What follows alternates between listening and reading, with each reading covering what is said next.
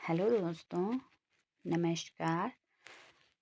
आज मैं भारत के एक और गौरव जो हैं मदर टेरेसा, उनके बारे में आपको बताना चाहती हूँ। हम जानेंगे कि मदर टेरेसा ने ऐसा क्या किया जिस कारण कि उन्हें पूरी दुनिया की माँ कहा जाने लगा। तो शुरू करते हैं। दूसरों वे दूसरों के दुख तकलीफ को अपना समझती थी। किसी को कोई दर्द हो या पीड़ा हो तो उनकी आंखों में आंसू छलक आते थे। ऐसी थी पूरी दुनिया की माँ मदर टेरेसा। मतलब मदर टेरेसा अगर किसी को भी दुख में देखती थी तो उनकी खुद की आंखों में ही आंसू आ जाते थे। वे 20वीं सदी की वो शख्सियत थी जिन्होंने देश धर्म की सीमाओं से आज़ाद रहते हुए अपनी पूरी जिंदगी मानवता की सेवा में लगा दी। वे सही मायनों में विश्व नागरिक थी। यह हमारा परम सौभाग्य है कि उन्होंने भारत को अपनी कर्म भूमि बनाया।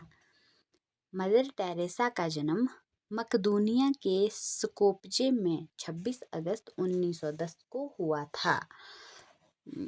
इसमें जो इम्पोर्टेंट क्वेश्चंस बनते हैं वो अब मैं आपको साथ साथ बता देती हूँ। जैसे कि एक तो ये हो गया मदर टेरेसा का जन्म कब और कहाँ हुआ था। तो उनका जन्म हुआ था मकदूनिया के स्कोपजे में 26 अगस्त 1910 को।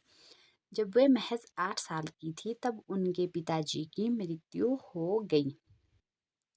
वे बचपन से ही बहुत संवेदनशील थी।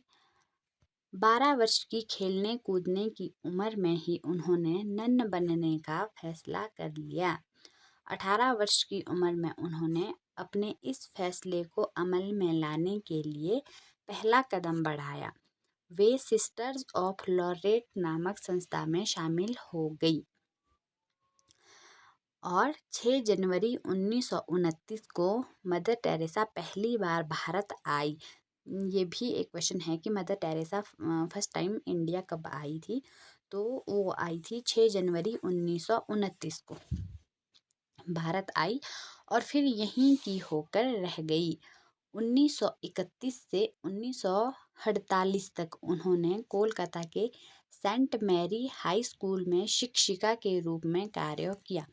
मतलब ये कहाँ पर टीचिंग का कार्य किया इन्होंने Saint Mary high school Kolkata में रहते हुए उन्होंने गरीबी, बीमारी और पीड़ा को बहुत पास से देखा।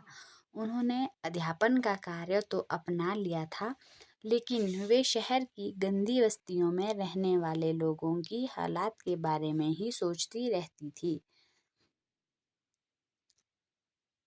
मदर टेरेसा ने 1948 में पटना में एक कम अवधि वाले प्रशिक्षण कार्यक्रम में भाग लिया। इसके बाद वे कोलकाता लौटकर लोगों की सेवा में जुट गई। मतलब मदर टेरेसा ने जो अपनी पूरी लाइफ है वो लोगों की सेवा करने में ही स्पेंड कर दी। देखो हमने देखा कि वे टीचिंग का कार्य करती थी, लेकिन उनका ध्यान कहाँ रहता था, जो लोग झुग्गी झोंपड़ियों में रहते थे उनके बारे में ही सोचती रहती थी। सेवा का यह मिशन आगे बढ़ाते हुए उन्होंने 1950 में मिशनरीज ऑफ चैरिटी की शुरुआत की। This is one of another question कि उन्होंने ये 1950 में मिशनरीज ऑफ चैरिटी की शुरुआत की है।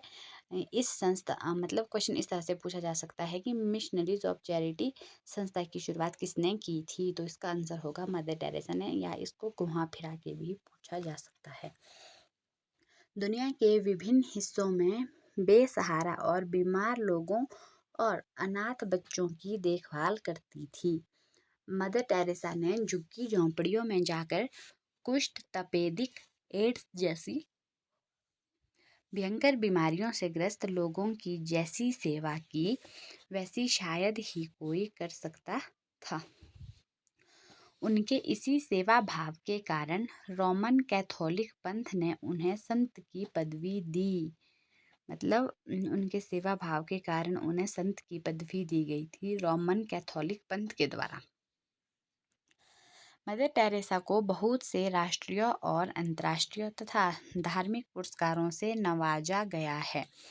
उनकी सेवाओं को देखते हुए 1979 में उन्हें शांति का नोबेल पुरस्कार दिया गया। देखो, मदर टेरेसा को 1979 में शांति के लिए नोबेल पुरस्कार दिया गया है।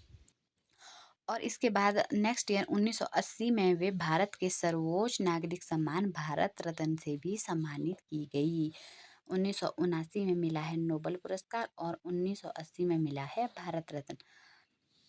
पोप जॉन पॉल द्वितीय ने 2003 में मदर टेरेसा को ब्लेस्ड टेरेसा ऑफ कोलकाता की उपाधि प्रदान की।